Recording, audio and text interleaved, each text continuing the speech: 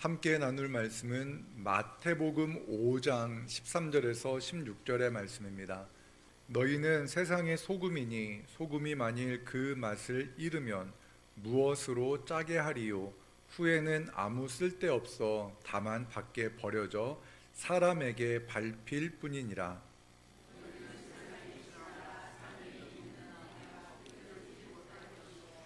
사람이 등불을 켜서 말 아래에 두지 아니하고 등경 위에 두나니 이러므로 집안 모든 사람에게 빛이 느니라. 비치게 하여 그들로 너희 착한 행실을 보고 하늘에 계신 너희 아버지께 영광을 돌리게 하라. 아멘. 식사 맛있게 하셨죠? 네. 이제 우리가 사순절 기간 기독교의 기본 진리라는 존 스토트 목사님의 책을 가지고 우리가 믿고 있는 이 기독교가 무엇인가에 대해서 살펴보았습니다. 어찌 보면은 신앙생활을 좀 오래 하신 분들은 이미 익숙하게 알고 있는 내용일 겁니다. 예수님이 어떠한 분이고 우리 인간이 어떠한 존재인가, 어떠한 죄인인가, 그리고 또한 예수 그리스도의 죽음은 무슨 의미가 있는가, 그리고 인간, 우리가 그리스도인으로서 우리가 어떻게 살아야 되는가 이미 다 알고 있었던 내용일 겁니다. 그런데 다시 한번 하나하나 짚어가면서 말씀을 중심으로 해서 한번 살펴보았습니다. 먼저 우리가 예수님이 어떠한 분인가에 대해서 살펴보았습니다. 세상 사람들도 교회를 나가지 않는 사람들도 예수님이 이 땅에서 분명히 태어나신 분이다, 실존 인물이다라는 것에 대해서는 반대하지 않습니다.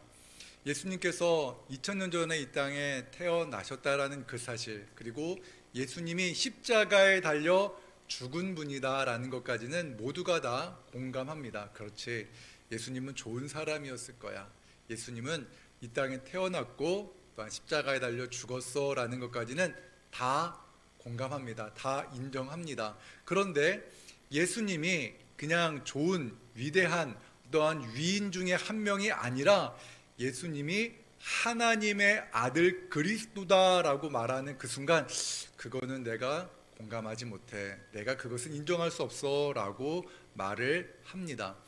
예수님을 믿는다는 것은 예수님이 하나님의 아들, 이 땅에 오신 하나님이시다라는 것을 믿는 겁니다. 그리고 예수님을 믿는다는 것은 예수님의 모든 말씀을 믿는 것이다 라고 말씀드렸죠. 예수님께서는 터무니없는 주장들을 많이 하셨습니다. 만약에 예수님이 그냥 인간이다라고 말하면은 믿을 수 없는, 도저히 용납할 수 없는 그러한 일들과 예수님께서 행하신 기적들이 성경에는 무수히 기록되어져 있습니다. 예수님께서는 하나님의 아들 예수 그리스도, 또한 나를 믿어야 구원받는다, 내가 생명이다 라고 말씀하셨습니다. 내가 진리다 라고 말씀하셨습니다. 더 나아가 성경이 기록한 예수님은요, 십자가에 달려 죽으셨는데 죽으신 지 사흘 만에 부활하셨습니다. 세상 사람들은 그걸 믿지 못합니다. 어떻게 죽은 사람이 살아나느냐라고 이렇게 이야기를 하나, 성경은 분명히 기록합니다. 예수님께서는 사흘 만에 부활하셨다. 그 증거로 네 가지를 나누었습니다. 첫 번째는 예수님이 장사된 무덤에 시체가 없어졌다는 사실입니다.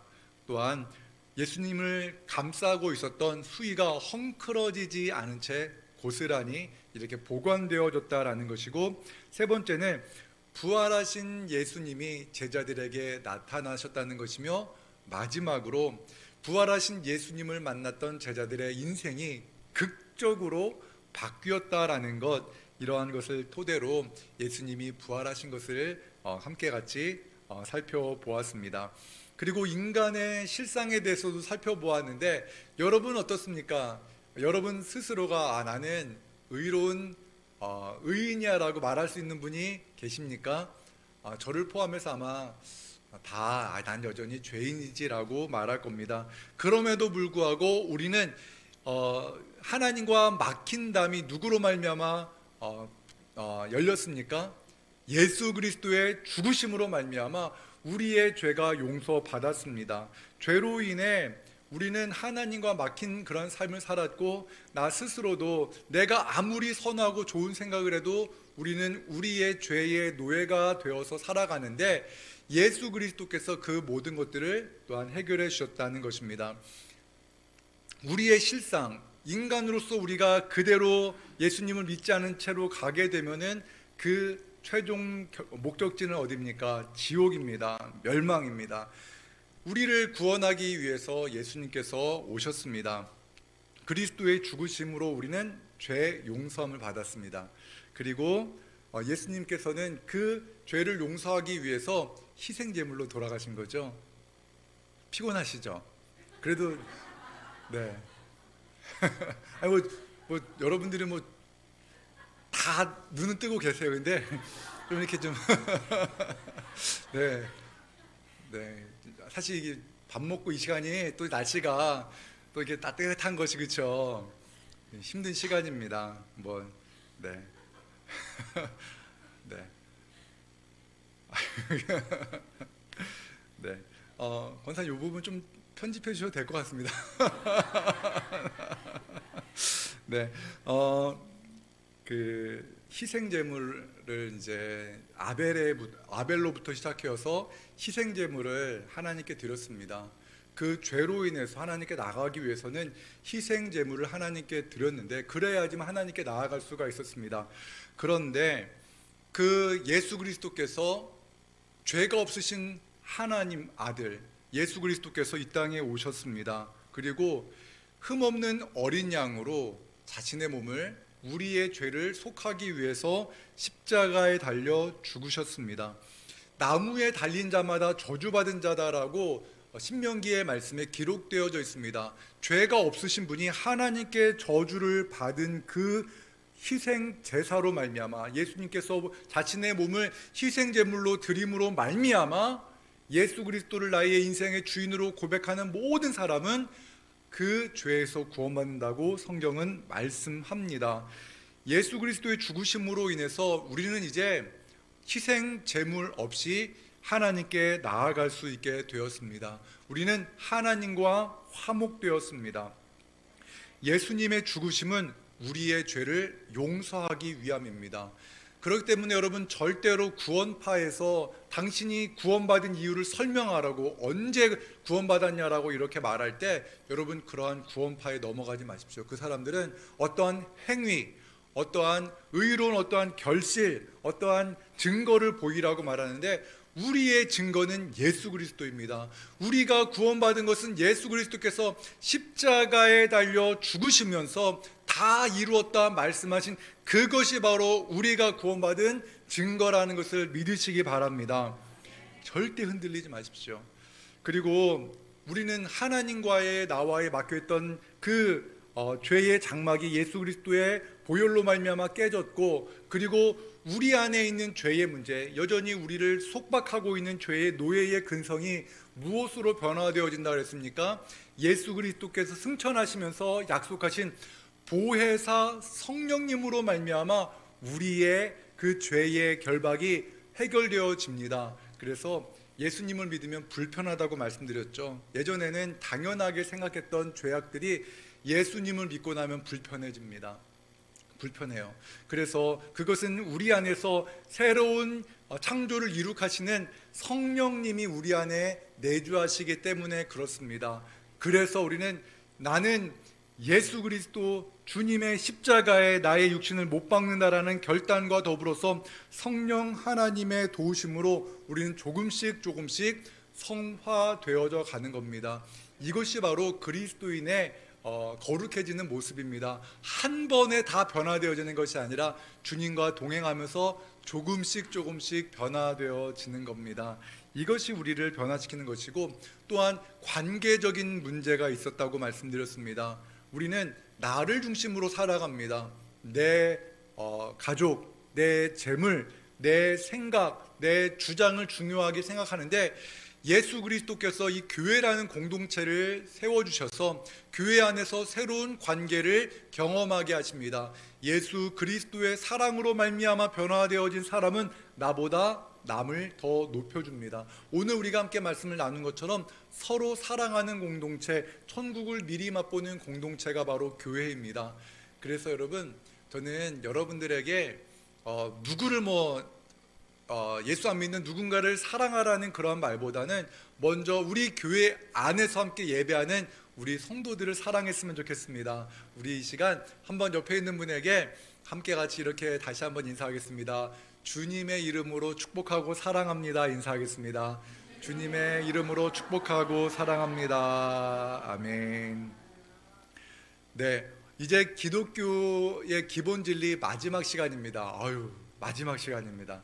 이제 책을 한 권 끝냈고 부활절 다음 주일에는 우리가 오살리 기도원에 가서 파주 지역 기독교 연합 부활절 예배에 참석합니다. 그 이후부터는 일단은 우리가 기도에 관련되어진 말씀을 나누도록 하겠습니다. 여러분 기도해 주세요. 우리가 이 기도 학교를 통해서 기도에 대해서 함께 나누면서 기도에 대해서 우리 교회 안에서 정말 뜨겁게 새롭게 변화되어지는 그런 은혜, 기도가 이렇게 즐거운 거였구나, 기도하니 삶이 변화되어지는구나 라는 그러한 체험과 간증이 있는 시간이 될 수 있도록 여러분이 기도해 주시기 바랍니다. 이제 그리스도인으로서 우리의 사명이 무엇인가에 대해 살펴볼 겁니다. 어찌 보면 이것은 다 알고 있는 내용입니다. 문제는 실천하지 못한다는 겁니다. 우리는 다 알고 있습니다. 제자로서 살아가기 위해서는 비용 계산을 해야 된다라고 주님은 말씀하셨습니다. 예수님께서는 예수님을 따르려는 제자들에게, 사람들에게 건축자의 비유를 들었습니다. 망대를 세우려는 사람이 건축 비용이 얼마나 들지를 계산하고 기초공사에 들어가야 되는데 그냥 무작정 망대를 세우려다가 생각보다 비용이 많이 들어서 건축을 하다가 멈추어버린 그러한 망대를 보라라고 말씀하십니다. 여러분, 그리스도인이 된다는 것은 비용 계산을 해야 됩니다. 여러분, 예수 믿는 것이 처음에는 쉽게 느껴지지만 주님께 가까이 가면 가까이 갈수록 어렵다는 것을 느낍니다. 그렇죠? 교회 나가면 어린 시절에는 사탕도 주고 과자도 주고 그래서 좋았는데 중고등학생 시절 되니까 뭔가 좀 요구해지는 게 많아요. 그래서 많이 떨어져 나갑니다. 그리고 청년부가 되고 그러다 보니까 점점 더 이게 생각보다 예수 믿는 것이 나를 많이 구속하는구나 라는 생각을 하게 되고 자유를 빼앗기는 것은 아닌가라는 생각을 갖게 되어지는데, 그렇습니다. 예수님의 온전한 제자로 살아가려면 분명히 비용이 듭니다. 희생이 따릅니다. 그래서 존 스토트 목사님은 이런 말을 해요. 교회 안에는 건축되어지다가만 그리스도인들이 많다. 기초공사만 쌓아놓고 명목상의 그리스도인으로 교회당에만 출입하는 사람들이 너무 많다라고 이렇게 이야기를 합니다. 그리스도의 제자로 살기 위해서 우리가 해야 될 것은 먼저 버려야 될 것이 있다는 것을 알아야 됩니다. 우리 함께 같이 마태복음 6장 24절의 말씀을 함께 같이 읽겠습니다. 시작.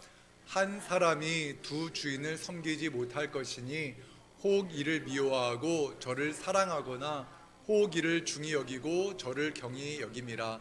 너희가 하나님과 죄물을 겸하여 섬기지 못하느니라. 아멘.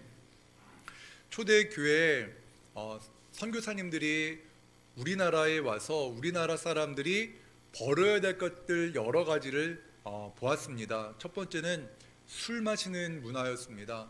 술을 너무 많이 마셔서 사람들이 좀 도덕적으로 너무나 해이해졌고, 그런 일들이 이 나라를 어렵게 만든다는 생각이 들어서 술 문화와 또한 첩을 두는 그러한 문화를 없앴습니다. 또한 노름하는 그러한 문화도 없앴습니다. 노름을 하다 보니까 신앙생활이 제대로 되는 것이 아닙니다. 너무나 많은 그러한 조선 사람들이 그러한 일들을 했기 때문에 분명히 예수님을 믿으려면은 그러한 것들을 버려야 된다라고 단호하게 이야기를 했습니다. 그리고 예수 믿으면 그런 일을 안 한다라는 그러한 문화가 초대교회, 우리나라 초대교회에 자리 잡으면서 교회 나가면 사람이 착해진다, 교회 다니면 사람이 선하게 바뀐다라는 그러한 전통을 만들었습니다. 그렇기 때문에 무언가 다른 그러한 삶을 살아가는 사람이 그리스도인이다라고 이야기를 했습니다. 우선 그리스도를 따르기 위해서 우리가 버려야 될 것은 죄를 버려야 합니다. 예수님을 믿으면 우리가 예전에 하던 그러한 습관들을 내려놓아야 됩니다. 그러지 않으면 신앙이 성장할 수가 없습니다. 제가 좀 부끄러운 고백일 수도 있지만 저는 예수님을 만나기 전에 술과 담배를 했었습니다.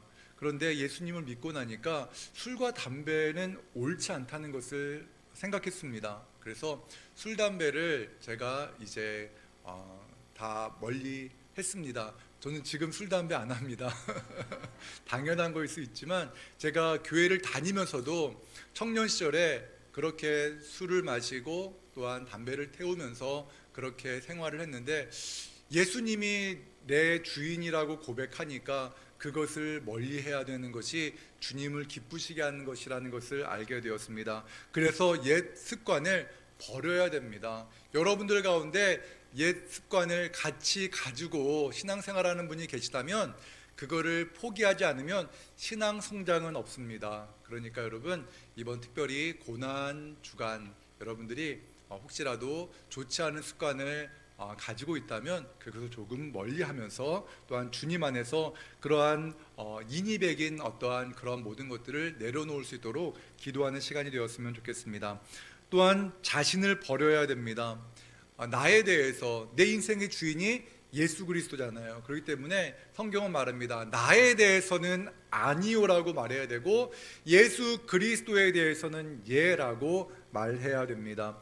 예수님이 내 삶의 주인이라고 고백해야 됩니다. 그래서 우리는 재물과 또한 하나님을 겸하여 섬겨서는 아니 됩니다. 이것을 재물을 포기하라는 것이 아니라 삶의 우선순위에서 하나님을 내 주인으로 모셔야 된다라는 것입니다.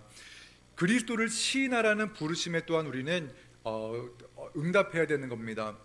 우리 함께 같이 마태복음 10장 32절에서 33절의 말씀 같이 읽겠습니다. 시작. 누구든지 사람 앞에서 나를 시인하면 나도 하늘에 계신 내 아버지 앞에 그를 시인할 것이요, 누구든지 사람 앞에서 나를 부인하면 나도 하늘에 계신 내 아버지 앞에서 그를 부인하리라. 아멘. 우리는 예수님을 따를 때 생명을 얻는 겁니다. 그리스도인은 예수 그리스도 안에서 누리는 평화와 사랑, 그 놀라운 비밀을 내 이웃에게 말해야 합니다.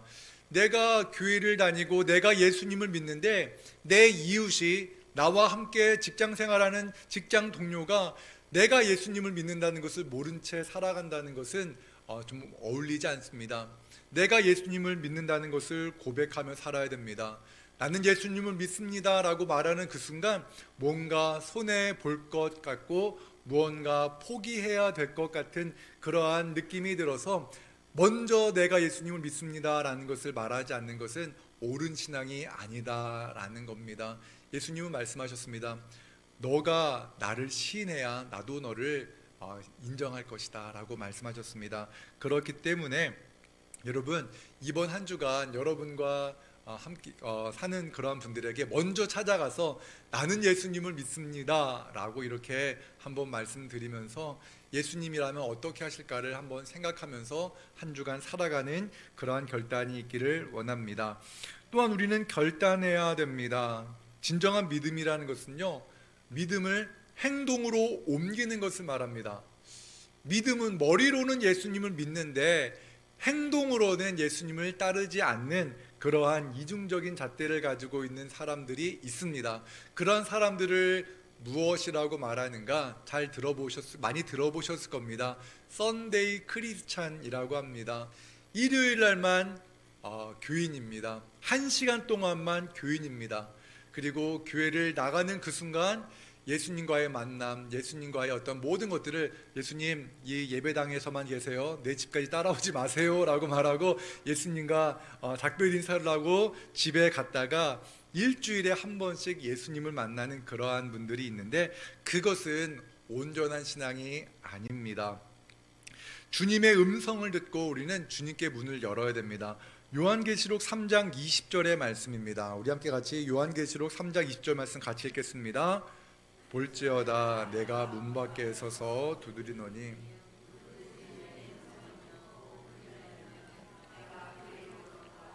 그와 더불어 먹고 그는 나와 더불어 먹으리라. 아멘. 여러분, 우리 집의 주인이 누구입니까? 호주가 누구입니까? 네? 막 갈등이 생기죠. 이거 생각해 보니까 이거 내 이름을 넣어야 되나? 근데 여러분, 이 본문의 말씀을 함께 같이 살펴보면요, 이 사람이 머물고 있는 그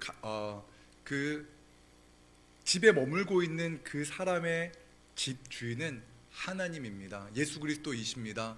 그럼에도 불구하고 그 집 문을 열 수가 있는데, 열고 들어가서 그 집 안에서 함께 그와 만날 수도 있는 예수님께서 두드리십니다. 주인께서 두드리시는 겁니다. 그리고 그 음성을 들으면 열어드리는 겁니다. 문을 열어드리면서 주님이 나의 인생의 주인으로 들어오시기를 원합니다, 영접합니다라고 말하기까지 주님께서는 우리를 기다리시고 또한 말씀하신다는 것을 우리는 생각해야 됩니다. 주님의 음성을 들어야 됩니다. 그리고 내가 주님께 내 삶을 오픈해야 됩니다. 열어드려야 됩니다. 사실 그 안에서 우리는 벌거벗은 연약함이 있고 감추고 싶은 죄악으로 우리는 똘똘 뭉쳐 있는데, 우리의 모든 것들을 주님 앞에 열어드리는 것이 처음에는 부끄럽고 또한 부담스러울 수가 있지만, 그 문을 열어야지만 진정한 자유함이 있습니다. 여러분, 그리고 저는 우리 진지동 교회가 이런 교회가 되었으면 좋겠습니다. 내 부끄러운 어떠한 일이 있어도, 자녀들이 어떠한 일이 있어도 그냥 오픈해 버리세요. 부끄러워하지 마세요. 우리 성도들 사이에서 여러 가지 또한 어려움들이 있고 그런데요, 그러한 것들 말씀 나누고 그러한 공동체로 저는 우리 진지동 교회가 성장할 것이라고, 변화될 것이라고 믿습니다. 그래서 이제 그러한 소그룹을 올 하반기부터 준비를 할 겁니다. 그래서 소그룹을 통해서 나의 모든 아픔과 또한 나의 모든 연약함들이 우리 주님에게도 고백되어지지만, 우리 소그룹 안에서 구역이나 이런 어떤 소그룹을 통해서도 오픈되어지고 고백되어지고, 함께 그 아픔을 흉보는 것이 아니라 함께 그 아픔을, 그 눈물을 위해서 함께 울어주고 함께 기도하는 그러한 아름다운 그러한 가족 같은 공동체가 되기를 원합니다.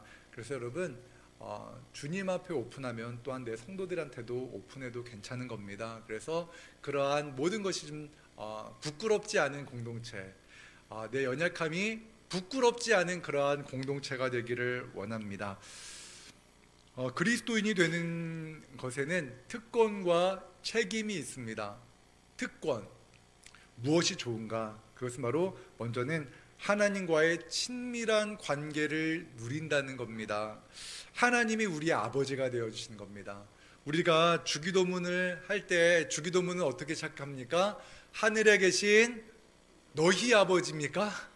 우리 아버지입니다. 하나님은 우리 아버지가 되는 겁니다. 내 아버지도 되고 옆에 있는 성도의 아버지도 됩니다. 그러면 우리가 옆에 있는 성도와 형제 자매가 되는 겁니다. 이 시간 이렇게 한번 해보겠습니다. 옆에 있는 분의 나이를 대충 아시죠? 그러면은 우리 백승열 장로님은 우리 지원사님한테 누님 이렇게 한번 이야기해 주시고 동생 이렇게 한번 이야기하면서 주님 안에서 우리가 형제가 되는 것 아닙니까? 옆에 있는 분에게 누님 아니면 오빠 이렇게 한번 축복합니다 한번 이렇게 인사하겠습니다. 축복합니다. 옆에 있는 분에게 한번 해주세요. 오빠라고 해주세요. 윤창호 장로님한테. 네, 저희 아들도 저를 보면은 형 그러면 될 것 같아요. 저는요 건강한 교회는 좀 나이 많은 사람이 작은 자를 섬기고 조금 더 많이 가진 사람이 좀 어려운 경제적으로 어려운 사람들을 더 따뜻하게 대하는 공동체가 건강한 교회라고 믿습니다. 그렇기 때문에 나의 권위를 내려놓고 하나님이 우리 아버지시니까, 그렇죠? 하나님이 우리의 아버지시니까 그러한 하나님과의 친밀한 관계를 누리면 누릴수록 내 형제자매를 따뜻하게 사랑할 수가 있는 겁니다. 그래서 여러분들도 대부분 이제 오스왈드 챔버스 목사님의 책을 읽고 계실 텐데요. 오전 예배 때 제가 잠깐 인용했던 오스왈드 챔버스 목사님의 그 주님은 나의 최고봉에서 이렇게 말합니다. 하나님을 경배하지 않으면, 하나님을 진심으로 경배하지 않으면 내 옆에 있는 그 사람을 온전히 사랑할 수 없다라고 말하는데 맞습니다. 하나님을 우리가 경배할 때 내 형제자매를 진정 사랑할 수 있는 줄 믿습니다.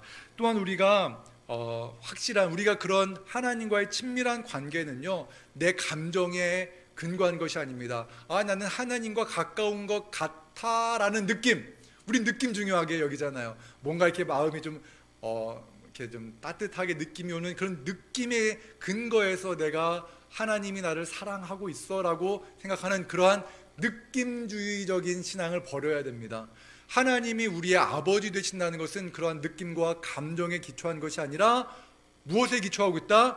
하나님의 말씀에 근거하고 있습니다. 요한 1서 5장 11절 12절의 말씀 함께 같이 읽겠습니다. 시작.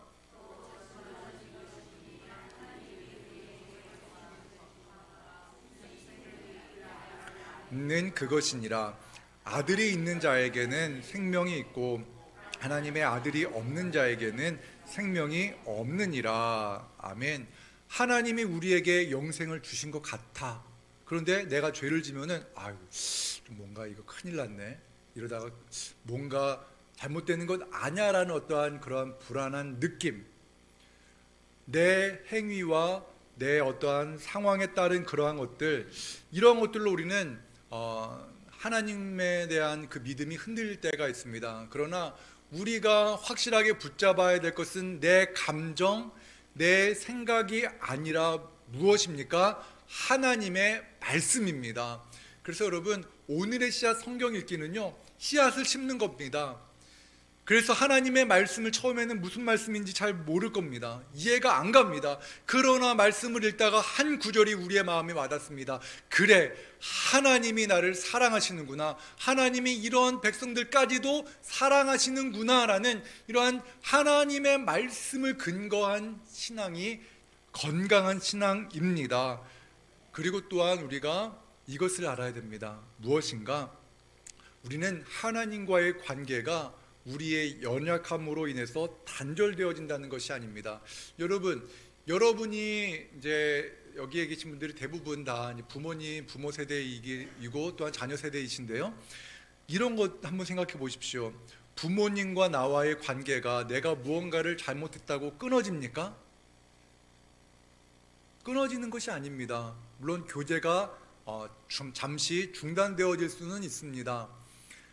죄를 지은 아들, 뭔가 잘못한 아들한테 너 이제 나랑 끝났어, 호적 파가라고 말을 할지도 모릅니다. 그러나 정말 그것이 관계가 끊어지는 것입니까? 아닙니다. 잠시 소원해지고 멀어질 수는 있지만 그 관계, 하나님과 우리와의 관계, 마치 부모와 자식과의 관계는 절대로 끊어질 수가 없습니다. 교제가 잠시 중단되어질 뿐인 겁니다. 그래서 요한일서 1장 9절의 말씀을 한번 같이 읽겠습니다. 시작. 만일 우리가 우리 죄를 자백하면 그는 미쁘시고 의로우사 우리 죄를 사하시며 우리를 모든 불의에서 깨끗하게 하실 것이요. 아멘. 우리가 죄 안 지고 싶다고 안 지는 것이 아닙니다. 죄를 지을 수밖에 없을 겁니다. 그러나 우리가 죄로 인해서 하나님과 나와의 거리가 멀어질 수 있으나 우리가 한번 예수 그리스도를 나의 주인으로 고백하고 우리가 성부, 성자, 성령의 이름으로 세례를 받으면 우리는 영원토록 하나님의 자녀입니다. 하나님의 자녀로서 우리가 죄를 지어서 또한 하나님 앞에서 괜히 하나님 앞에서 우리가 멀어지는 그러한 일이 벌어질 수 있습니다. 그러면 어떻게 하면 됩니까? 죄를 회개하면 되는 겁니다. 우리가 우리의 죄를 자백하면 우리의 죄를 용서해 주십니다. 그래서 우리가 죄를 지었다면 주님 앞에서 회개하면 됩니다. 세상 사람들은 이것을 되게 못마땅하게 생각합니다. 아니, 죄 짓고 회개하고 죄 짓고 회개하고 그것이 무엇야 라고 이야기를 하는데, 성경은 말합니다. 죄를 지었다면은 회개하라, 용서하신다라고 말씀합니다. 이것을 기억하십시오. 여러분이 죄를 지어서 하나님이 다시는 나를 안 보실 것 같아, 그것은 느낌이고 잘못되어진 신앙입니다. 부모가 자녀가 어떠한 죄를 지었다 하더라도 그가 부모에게 나와서 잘못했습니다라고 말하면 용서하지 못할 부모가 어디 있겠습니까? 하나님도 마찬가지다라고 성경을 통해서 말씀하십니다. 마지막으로 이제 그리스도인으로서 우리가 가지고 있는 책임이 있습니다. 그리스도인으로서 우리가 가지고 있는 책임은 첫 번째는 성장해야 될 책임이 있습니다. 성장해야 돼요. 어린아이가 이제 엄마의 젖을 먹으면서 성장하지 않고 여전히 20살 된 아이가 여전히 엄마 젖을 먹고 있고 엄마 품 안에서 있다면은 그것은 너무나 불행한 일이겠죠. 그렇기 때문에 그리스도인으로서 하나님이 우리에게 요구하시는 것은 성장입니다. 처음에는 엄마의 젖을 먹는 것처럼 어린아이와 같다가 이제는 딱딱한 것까지 먹을 수 있는 그러한 성장을 이루어야 된다라는 것입니다. 지식과 거룩함의 성장을 우리는 이루어야 되는 겁니다. 육체와 인격이 성장하는 것처럼 그리스도인은 시간이 지나면 지날수록 성장해야 합니다. 그래서 우리가 성장하기 위해서 우리가 지켜야 될 3가지 의무가 있는데요. 첫 번째는 하나님을 향한 의무입니다. 하나님을 향한 의무는 바로 하나님의 말씀을 읽고 묵상하고 기도하는 것입니다. 말씀 읽기와 말씀 읽기와 기도입니다. 너무나 단순합니다. 압니다. 그렇죠? 말씀을 읽고 기도하지 않으면 영적으로 성장할 수가 없습니다. 여러분은 지금 어느 정도 수준이라고 생각합니까? 나의 신앙 수준은 어느 정도야 스스로 측정하기는 어렵겠죠. 그러나 여러분, 우리가 하나님의 말씀을 읽고 또한 진심으로 기도하는 것이 여전히 힘들고 어렵다면 우리는 성장하기 위해서 말씀 읽기와 기도, 또한 그 기도는 또한 나를 위한 기도만을 말하는 것이 아니라 내 이웃의 이름을 부르는 그 사랑하는 이웃들을 향한, 나 아닌 내 자녀 아닌 다른 사람들의 형편을 하나님께 말씀드리는 기도가 더 넓어지고 더 확장되어진다는 것을 기억하시기 바랍니다. 두 번째 의무는 교회에 대한 의무입니다. 예배와 교제 또한 예수 그리스도를 전하는 그러한 것을 해야 합니다. 또한 교회를 다닌다면은 세례를 받아야 되고 또한 성찬에 참여해야 합니다. 또 하나 우리가 좀 약간 간과하기 쉬운 것은 교제하는 것입니다. 내가 편한 사람들만 만나면 그것은 교회에 대한 의무가 아닙니다. 내가 좀 연약한 사람들에게 다가가서 그를 섬기고 그를 사랑하고 그에게 말을 먼저 하는 것, 그것 또한 교회에 대한 의무입니다. 또한 우리 교회가 주님의 몸된 교회이기 때문에 물론 이 외형적인 건물에 대한 부분, 외형적인 어떠한 외적인 그러한 사역에 대한 부분들에 대해서 예배만 드리면 되지라고 생각하는 것은 교회에 대한 의무를 약간 소홀히 하는 것일 수 있습니다. 그렇기 때문에 교회를 섬긴다라는 것, 또한 성도들이 함께 예배하는 이 자리를 또한 청소도 하고 또한 식당 봉사도 하고 여러 가지 일들로 섬기는 것도 교회를 향한 의무라고 말할 수 있습니다. 이 교회를 통해서 하나님의 은혜가 흘러가기 때문에 이 예배당이 교회 정말 본질은 아니지만 불편함이 없도록 우리가 또한 아름답게 꾸미는 것, 이것도 우리의 사명이라는 것을 기억하시기 바랍니다. 목양실 있잖아요. 지하 1층에 있는 목양실이 이제 새가족들을 제가 영접하는 그러한 새가족 영접 장소로, 또한 외부에서 손님이 오시면 또한 만나는 곳으로, 신방을 또 가정에서 받지 못하는 분들을 면담하는 그러한 장소로 아름답게 꾸몄습니다. 그리고 우리 진지동교회가 많이 공간들도 많고 아름다운데, 약간은 오랜 시간 동안 전체적으로 좀 쌓인 먼지가 좀 있더라고요. 쌓인 먼지들이 곳곳에 좀 있기 때문에 이번 주 토요일에는 우리가 함께 같이 나와서 쌓인 먼지들을 좀 제거하는 시간을 갖고 싶어요. 그래서 깨진 유리창의 법칙이라는 것이 있거든요. 그 안에 사는 사람들은 모릅니다. 하지만 처음 온 사람들은 그게 보여요. 여기 깨져 있네, 잘 관리를 안 하나? 라는 그러한 깨진 유리창의 법칙이 있기 때문에 우리가 곳곳에 쌓여있는 먼지들을 우리가 한번 깨끗하게 정리하면서 부활절을 맞이했으면 좋겠습니다.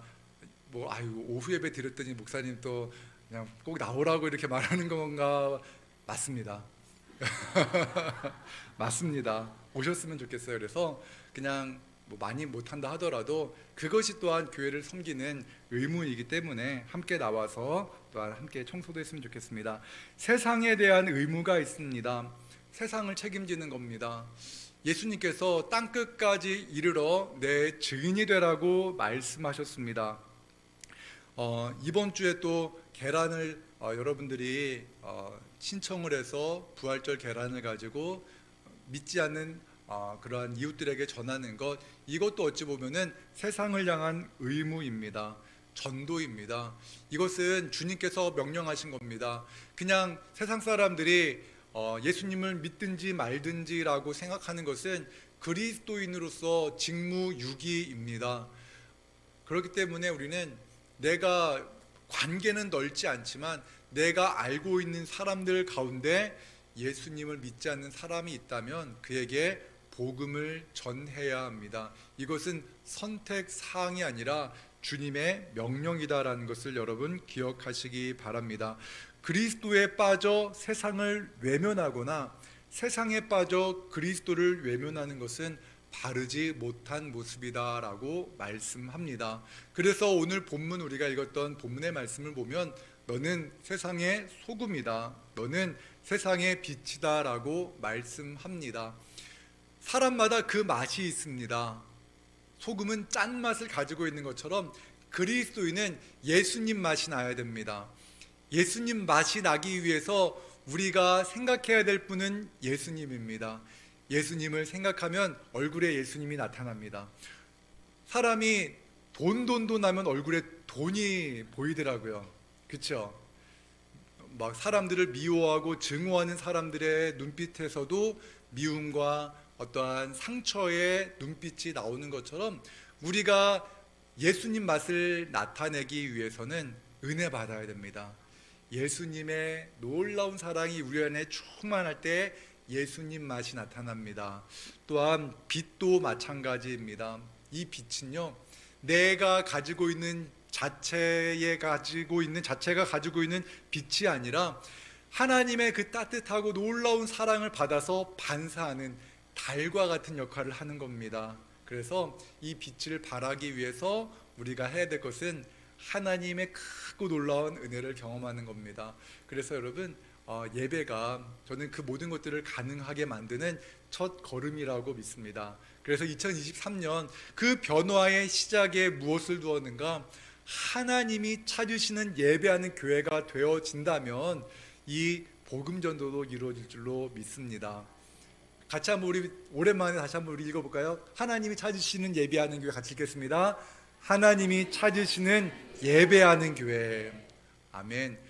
하나님이 찾으시는 예배하는 교회로 우리 진지동교회가 든든히 서 나아갈 때 예수님 믿는 것이 이렇게 큰 기쁨이 있구나라는 것을 우리 모두가 경험할 것입니다. 지금까지 우리가 기독교의 기본 진리에 대해서 살펴보았는데요. 여러분들이 강의를 듣고 또 좀 더 깊이 알고 싶다라고 생각하시는 분들은 제가 전체적인 내용을 다 다루지는 못했으니까 존 스토트 목사님의 기독교의 기본 진리 우리 책장에도 한 2권 정도 꽂혀 있는 것 같아요. 제가 가지고 있는 책도 꽂아 놓을 테니까 그리고 추천도서 거기 안에다가 갖다 놓을 테니까 같이 그 책을 읽으시면서 하나하나 다시 한번 살펴보면서 내가 믿는 예수님이 이러한 분이구나 라는 것을 다시 한번 깊이 경험하는 그러한 은혜가 있기를 주님의 이름으로 축원합니다. 함께 같이 기도하겠습니다. 하나님 감사합니다. 기독교의 기본 진리에 대해서 함께 같이 나누었습니다. 예수님이 어떠한 분인지, 예수님께서 우리를 얼마나 사랑하시는지, 또한 예수 그리스도의 부활이 분명한 증거를 가지고 있는 것임을 우리가 살펴보았고, 예수 그리스도의 죽으심으로 말미암아 이제 나는 하나님께 나아갈 수 있는 하나님의 자녀가 되었음도 살펴보았습니다. 하나님, 예수 그리스도를 믿는 그리스도인으로서 우리가 감당해야 될 일들도 많이 있으니 하나님 잘 감당할 수 있도록 우리를 성령의 충만한 은혜로 채워 주시옵소서. 지금까지 주님께서 기독교의 기본 진리를 함께 나눌 수 있는 귀한 시간 주심에 감사드리며 예수 그리스도의 이름으로 기도합니다. 아멘.